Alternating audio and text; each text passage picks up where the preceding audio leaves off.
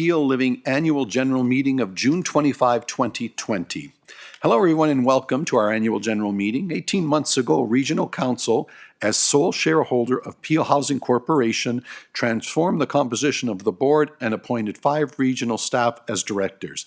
Their mandate in part was to create a business plan that would push operations to be innovative and client-focused while still providing a quality, safe, and affordable housing options to the residents of Peel.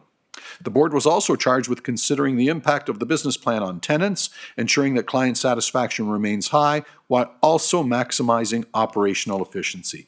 Since this iteration of the board was established, there have been some changes, including the chair of the board leaving for a new opportunity and a new general manager joining Peel Living after the previous GM retired. Regardless, the board continued to work on delivering their mandate. Despite some delays related to focus on evolving operations under COVID-19, I'm happy to report that the Board of Directors has presented the business plan for our consideration today. I would like to take an opportunity to thank the board and recognize them and Peel Living staff for their efforts to persevere and to deliver the business plan in spite of the current uncertainty. I also wanted to note that Peel Housing Corporation has continued to provide tenants safe, affordable housing throughout the pandemic, using a compassionate approach to support some of the most vulnerable in our community through financial difficulty and isolation. And with that, let us turn back to the agenda. So I have the call to order. Madam Clerk, I refer that to you. Thank you. We'll do roll call. Mayor Brown. Councillor Carlson. Mayor Crombie. Councillor Demerla. Councillor Dasco. Yes, but also I think Mayor Crombie's just dialing in now. I just see that. Yes, thank you. Yeah, Mayor. no, I am here. Sorry, I just stepped away to refresh my coffee at that moment. Sorry, I'm here. It's okay. Thank you, Mayor Crombie. Thank you, Councillor Dasco. Councillor Dillon. Councillor Downey. Present. Thank you. Councillor Fonseca. Good morning. Yes, here. Good morning. Thank you. Councillor Fortini. Good morning. I'm here. Thank you. Thank you. Councillor Groves. Councillor Innes. I'm here. Thank you. Councillor Kovat. I'm here. Good morning. Thank you. Good morning. Thank you. Councillor Mahoney. Good morning. I'm present. Thank you. Councillor McFadden. Good morning, everyone. Thank you. Councillor Medeiros. Councillor Paleshi. Good morning. I'm present too. Good morning. Thank you. Councillor Parrish. Madam Clerk, she has a doctor's appointment this morning. Will join as soon as she can. Thank you, Mayor Crombie. Councillor Raz. Present. Thank you. Councillor Sato. I'm present. Thank you. Councillor Santos. Here. Thank you. Councillor Sinclair. Present. Thank you. Councillor Starr. Present. Thank you. Mayor Thompson.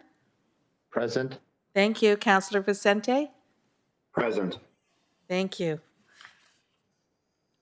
Thank you, Madam Clerk. That brings us to approval of the agenda. Madam Clerk, can I just call for consent on the approval of the agenda as presented? Correct. Okay, and I just need to show. Mr. Chairman. Oh, Mayor Crombie. Yes, it's me. Sorry about that. I didn't dial in. This is for the front part of the meeting or the regional council meeting? This is just for housing at this time. We'll go through it again. Perfect. Okay. So we're good. Okay, but with that, you will move our housing agenda, Madam Mayor? Thank you. I do not need a seconder, or do I for the AGM? For the AGM, a seconder. I think I saw Councillor Fonseca waves. So our agenda has been moved in second. All those in favor? Seeing none opposed, that carries. Now, the next thing I need is the adoption of the minutes. Madam Clerk, I need a mover and a seconder for the adoption of the... Okay, yeah, and there are a series of minutes, so I'm going to take them as all being moved together. I saw the show of hand from Councillor McFadden and from Mayor Thompson. So Madam Clerk, if we can accept that they are moving all of the minutes, those being 5.1, minutes of the Peel Housing Corporation shareholders held on June 27, item 5.2, minutes of the Peel Housing Corporation special meeting held on September 12, 2019, item 3, minutes of the Peel Housing special meeting of shareholders held on November 14, 2019, and finally, item 5.4, minutes of the Peel Housing Corporation special meeting of the shareholders of January 9, 2020. It has been moved and seconded. All those in favor? With none opposed, that carries. Thank you. I have no delegations, no communications. We're on to 8, reports. Item 8.1, annual report. Here for information, we have remarks from Andrea Warren, General Manager, Peel Housing Corporation. Andrea.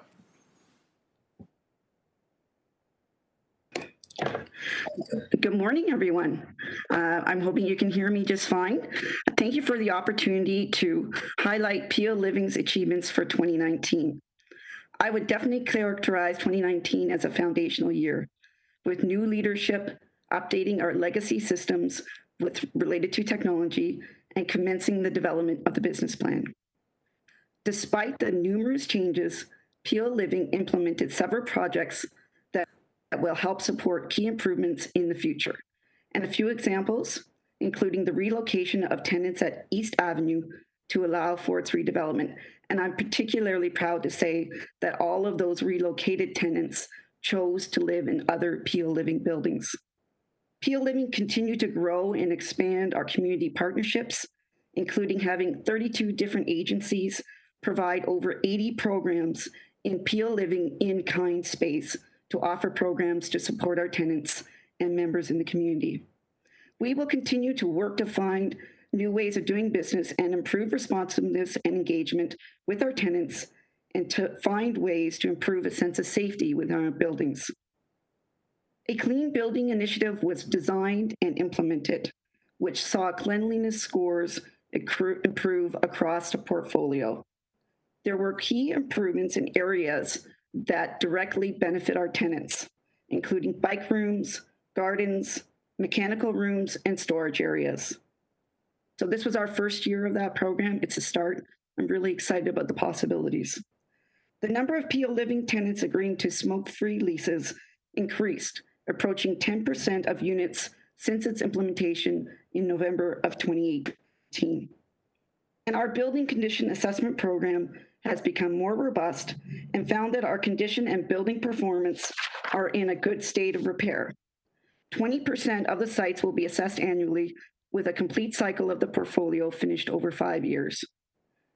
Although this report is reflective of our 2019 activities, I would be remiss if I didn't take a moment to outline a few comments about our COVID-19 response.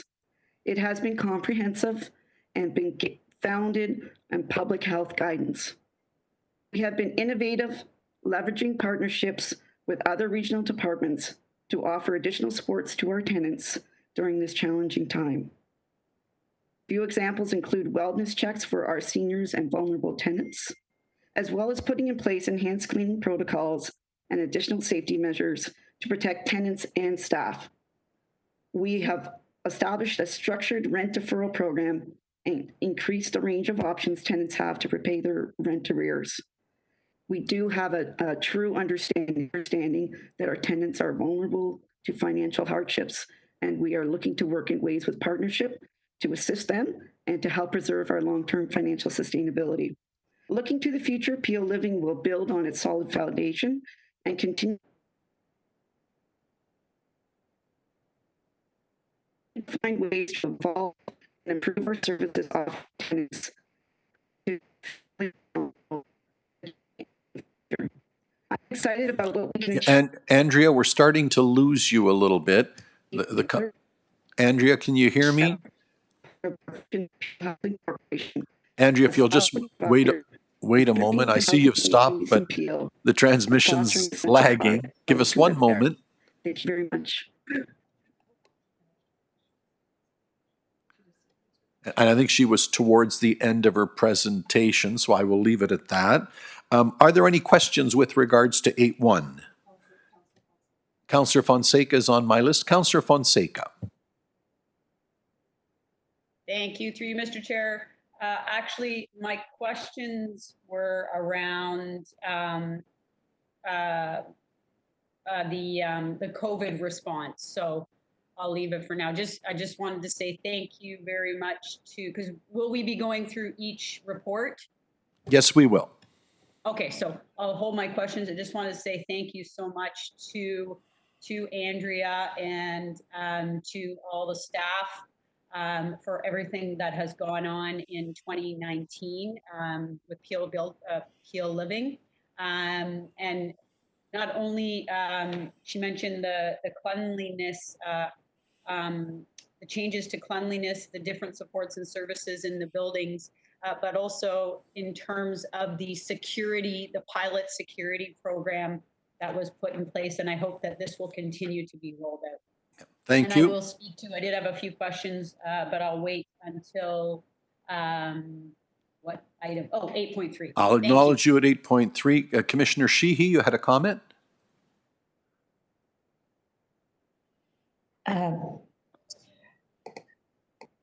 Janice, I see your name up on my screen asking to speak. Is that correct? Yes, can you hear me? Just go ahead.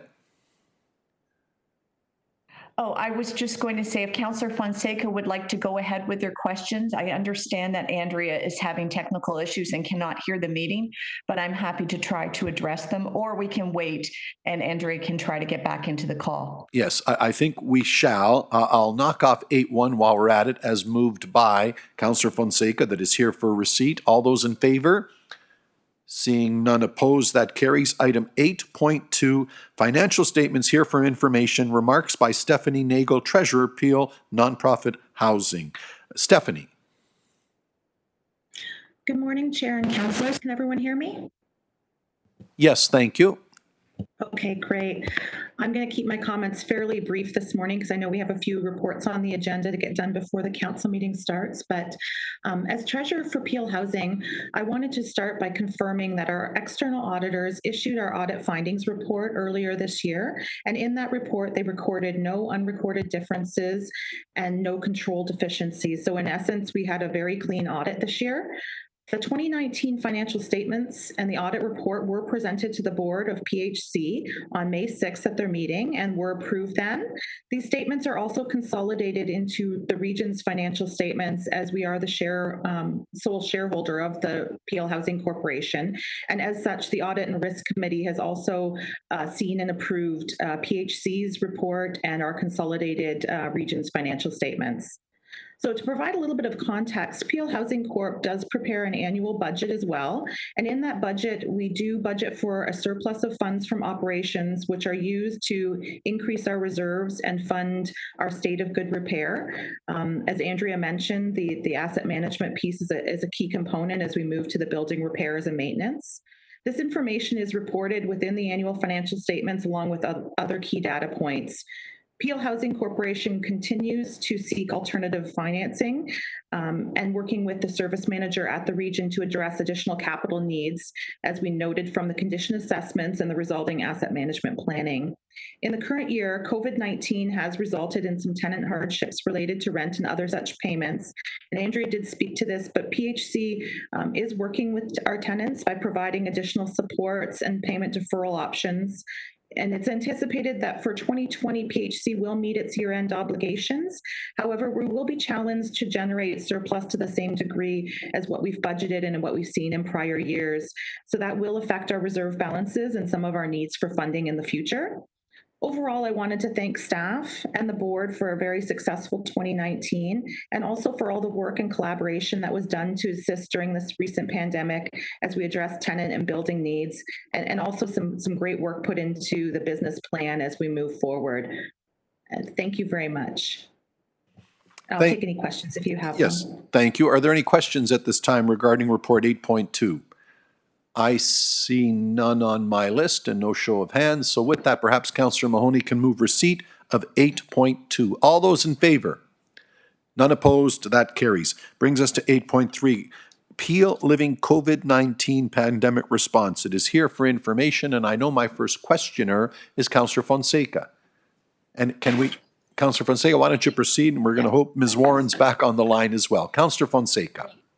Thank you very much, Mr. Chair. Yes, so I did want to say thank you to Andrea, to Janice, to all of the staff in with regards to the response to Peel Living and through the COVID pandemic. With regards to the communication and the wellness check-ins that Andrea referred to, want to say a big thank you to her and to all the staff for identifying. I think this has been through the report, it shows that this has been a very important way, valuable way to look at what the exact needs are of the most vulnerable in the community through the pandemic. So my question on this, I had two questions. One, the hope was that this would encourage tenants to sign up for the e-newsletter. So I was wondering if that is working. Actually, three questions. So one is it working? Are they signing up for that e-newsletter? And is that a way that we will be able to continue to communicate to the tenants and the residents? Also, there's reference to a callback list to ensure that their needs, their immediate needs are addressed. And I'm wondering if again, is this still, and maybe it's too early to determine this, but is this been a good way to communicate with these most vulnerable tenants? And the third question is, in 2019, a collaboration and partnership was set up with the Boys and Girls Club, which I think is wonderful. It's offering a lot of different services and training and employment opportunities for youth through the Boys and Girls Club. And I was wondering if the communication through COVID, if there was a communication that was going out to these youth. And I think that might also be a way that we could connect. We've heard that youth in terms of mental health and anxiety through COVID are also feeling a lot of stress. And I was wondering if this new communication, if there's something that was set up to connect through the Boys and Girls Club as well. So those are my questions. Andrea? Andrea or anybody else, but I think it was Andrea that was going to answer if you can hear us. Yeah. Here on my screen, I see a spinning circle and I see a truncated. Yes, I can hear you. Oh, can you hear it? Okay, so if you've heard the question, if you can respond, Andrea, please try. Go ahead. Yes, I have. I've heard all three questions. Thank you, Councillor Fonseca. So the first question about the e-newsletter, yes, it's working. We are pushing, or at least encouraging our tenants towards electronic forms of communication. The growth is slow but steady, and we know that it will take time and multiple efforts to help encourage our tenants to use different forms of communication. So yes, it is making progress. The challenge, however, though, is we know that a large body of our tenant population does not have or has limited access to Wi-Fi and technology. So what I envision is that sort of the electronic forms of communication will become part of the suite of tools that we will use. And certainly it offers a multitude of benefits to the tenants that can access it. And over time, as we work on our tenant inclusion and engagement strategy, we'll certainly be looking at that aspect. So I hope that answers question number one. Number two, on the callback list for our seniors and vulnerable tenants, yes, what we've done is we've asked tenants to self-identify through a scripted conversation to say, yes, I would like to have a follow-up calls. I would like to hear again from Peel Living.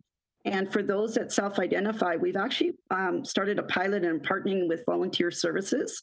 And we've developed a companion program, a telephone companion program for our vulnerable tenants. So I'm hopeful that we will be able to continue that post-COVID.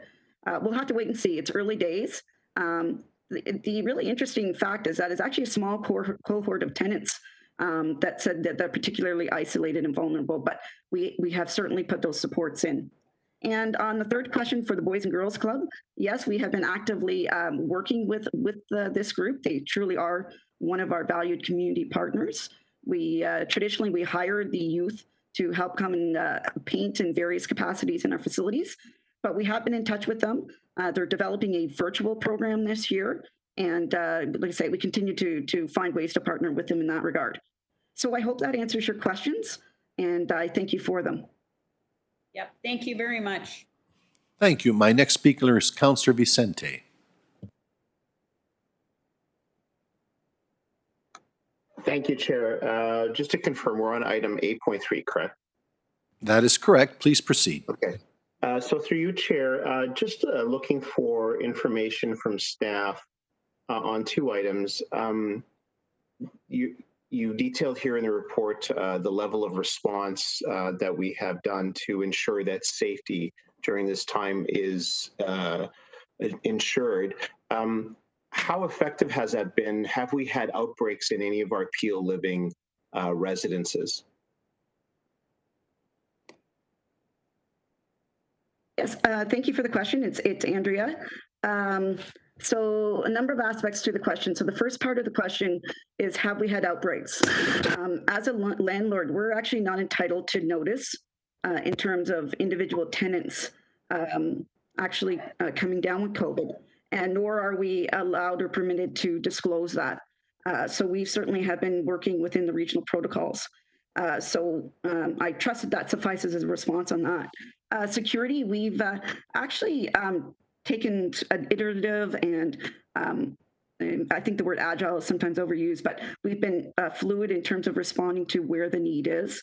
So in the early days of the pandemic, we were particularly concerned about outbreaks in our seniors facilities. So we actually did deploy enhanced security to have a presence and to be a supportive presence in terms of education and awareness about hand hygiene and physical distancing. So in the early days, that really was sort of an emphasis on the utilization of those resources. And then as time has moved on, we've continued to monitor that, and we've made some adjustments. And what we found in the last month or so is that we have a growing need in some of our family buildings and some of the townhouse complexes. So we are adjusting as the issues are emerging. And yes, they are of assistance. I'm really pleased to say that the vast majority of our tenants are abiding by the guidance and extremely cooperative and patient, and really have been working with us to help keep everybody safe. And I trust that is the response. Yes, thank you. And last question, you make note of party rooms and common rooms being closed. Do you foresee, or do you have an idea what would be needed? At what point do you think you might reopen those common facilities? Yeah, thank you very much for the question. It's a very timely question. We are currently right now turning our mind to this. With the opening appeal to stage 2 in terms of the provincial plan, we are getting more requests in terms of the ability and timing to open up those rooms. And we will, as we've always done in our approach, we will work with Peel Public Health to get guidance in terms of opening those rooms and those facilities when it's safe to do so. Some of the challenges that we have in terms of the ability to do so is resources, staffing resources in terms of making sure they're safe to do so. A lot of the screening protocols require attendance on site in terms of the ability to do tracing and manage participation in those. Sanitation of the facilities, so making sure that they're continuously clean. And another really important aspect to keep in mind is that these buildings are people's homes, and there is still a sense of perhaps fear or just wanting to make sure that there's some level of control or minimization on people coming in and out of the buildings. So we are actively turning our minds to when and how we can open these facilities. We have been successful in opening up our community gardens, which I'm really excited about, to help support food cultivation this summer. And right now, our immediate priority is opening up 11 common rooms through consultation with Peel Public Health to support cooling rooms. in our seniors buildings where there isn't air conditioning. So we're hoping to get that up and running in the next week or so, 2 weeks, I would hope at the max. So those are some of the kind of challenges and opportunities we're working with respect to space. I thank you very much. Thank you, Chair. Thank you. Seeing no other questioners, that report 8.3 here for receipt, moved by Councillor Fonseca. Do I have all in favor? Seeing none opposed, that is carried. Thank you. The next items are here for information. 8.4, I have a resolution that Patricia Kaza be appointed as the Chair of Peel Living Housing Corporation for a term ending 2021, and further that Steve Fanton be appointed as the Vice Chair of Peel Housing Corporation for a term ending June 2022, and further that Sean Baird be appointed as a Director of Peel Housing Corporation Board for a term ending June 2023. Moved by Councillor Fonseca, seconded by Councillor Starr. All those in favor? Hearing none opposed, that is carried. My next item is item 8.5, that the four-year business plan and related content attached as Appendix 1 to the report of the General Manager titled Peel Housing Corporation Proposed Vision, Mission and Business Plan be endorsed. It is moved by Councillor Groves, seconded by Councillor Downey. Any comments or questions? Seeing none, all those in favor? That is carried. Our next resolution is item 8.6 that reads that Deloitte LLP be appointed as the corporation's auditor, hold office until the close of the next annual meeting pursuant to the award from the request for proposal for external audit service for the regional municipality of Peel and Peel Housing Corporation fiscal years 2020 to 2021, and further that the audit fee for the 2020 fiscal year be set at $18,972 excluding applicable taxes, and further that the treasurer be authorized to approve additional remuneration for the auditors during this period in the event of additional audit requirements. That is moved by Councillor Raz, seconded by Councillor Innes. Any questions? Seeing none. I have a couple of questioners on my list, I believe. Councillor Vicente and then Fonseca. Councillor Vicente? No, Mr. Chair, that's from the last time. Councillor Fonseca? Mr. Chair, no, from last time. I can't seem to lower my hand. Okay. All right. So that being said, you've heard the resolution. All those in favor? Seeing none opposed, that carries. Next item, 8.7, that all the bylaws, resolutions, and acts of Peel Housing Corporation undertaken in good faith from June 27, 2019 to the present be ratified as and confirmed as moved by Councillor Sato, seconded by Mayor Crombie. Any questions? Seeing none, all those in favor? That carries. That brings us down to the in-camera 9.1 closed session report of the Peel Housing Corporation special meeting of the shareholders held on November 14th, 2019. Is there any reason to go in camera for that?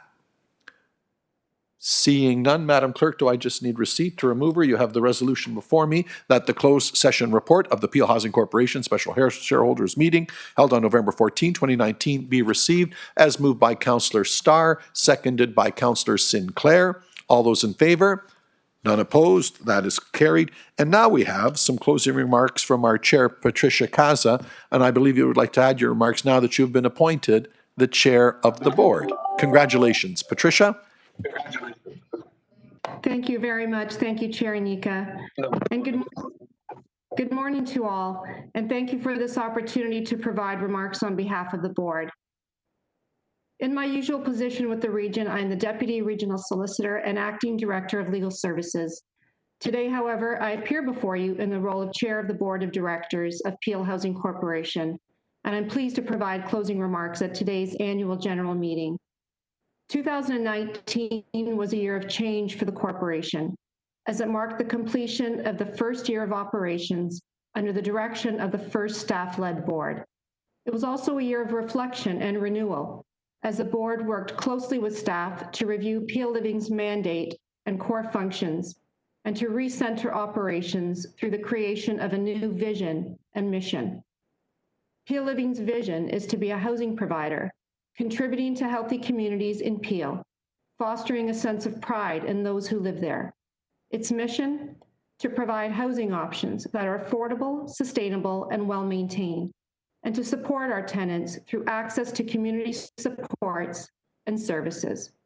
With this new vision and mission at the forefront, the board created the new four-year business plan. The business plan will serve to focus operations on achieving key outcomes that will ensure that Peel Living is well positioned to address current and future housing needs, while ensuring that we continue to raise the bar through defined service standards, responsible financial and asset management, and increased community partnerships that support our tenants. I would like to take this opportunity to recognize the hard work and dedication of Peel Living staff who directly impact the lives of so many. Peel Living has always strived to provide affordable and safe housing. Over the last few months, however, the provision of safe housing has taken on a whole new meaning, as staff have worked tirelessly to try to minimize the impacts of COVID-19.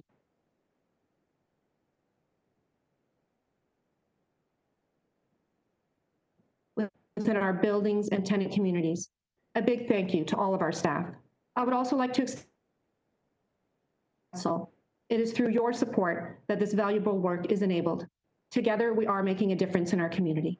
On behalf of the Board of Directors, we look forward to serving our community to help influence, lead, and support Peel Living to provide affordable and safe housing that contributes to the quality of life of our tenants. Thank you. Patricia, thank you very much. On behalf of the shareholders, I'm very pleased to see that Peel Living continues to serve our residents well. I would like to thank staff for their dedication to Peel Living and for supporting our tenants every day, especially during this challenging time. Your efforts help 16,000 residents to have a safe place to call home daily. Thank you. I look forward to what will be achieved through the implementation of the business plan. And with that, this concludes the meeting of the 2019 Peel Living Annual General Meeting. Okay, and we're past the appointment.